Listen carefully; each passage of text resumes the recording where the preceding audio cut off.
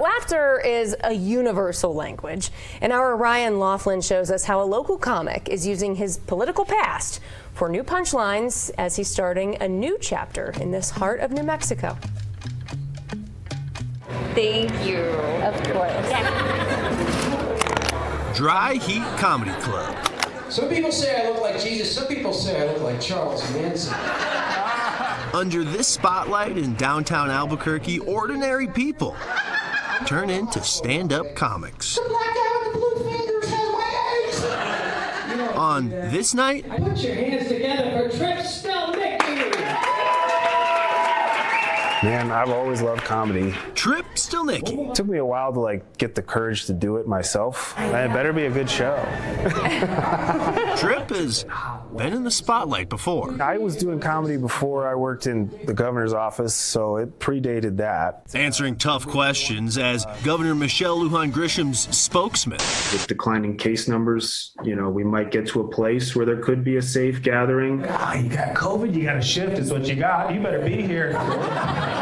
Especially after COVID had sort of calmed down, I saw an opportunity to say, okay, maybe I just take a step away from that. I don't know how women's bodies work. I'm not a Republican lawmaker. Come on.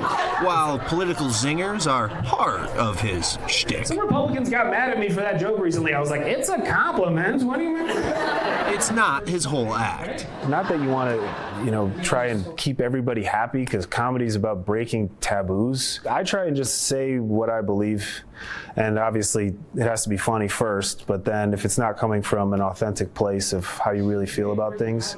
But I try and not make it the focus of things. His focus is not on his recent success. My office is back here, this is where the magic, whatever. Just voted the best local comic by Albuquerque the magazine readers. They give it to you framed. I don't know if I would have gone through the trouble. His focus is on his next chapter, because this show is his last before his fan club grows. Last show as non-parents. This is Philip John Stelnicki the fourth. Just about a week old. He took his time coming into this world. It's a lot going on and a lot of worry and concern, but and not just because I had the Chiefs in the Super Bowl. But Anna Stelnicki is Tripp's biggest fan. It takes courage. It takes a lot of courage. This is all very nice, but we were just in the NICU for 2 days, and so talking about courage, it's okay, we dealt with a lot of nurses in the NICU who it's can we all give them a round of applause? I know, I'm not that gosh. freaking brave, all right? That's courage. Yeah. That is courage, yeah. They met during the pandemic and married a year and a half ago. There were definitely times during COVID, you're dealing with people like KOB going what a mistake I made.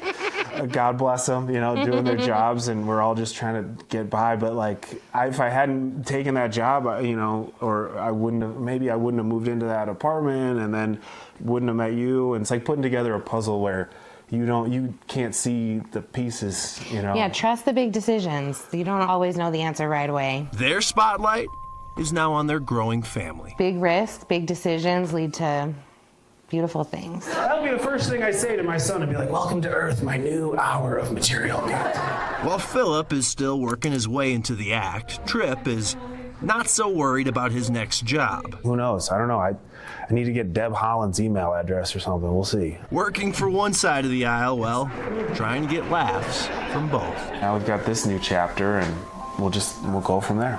With this heart of New Mexico, thank you so much. I'm Ryan Laughlin.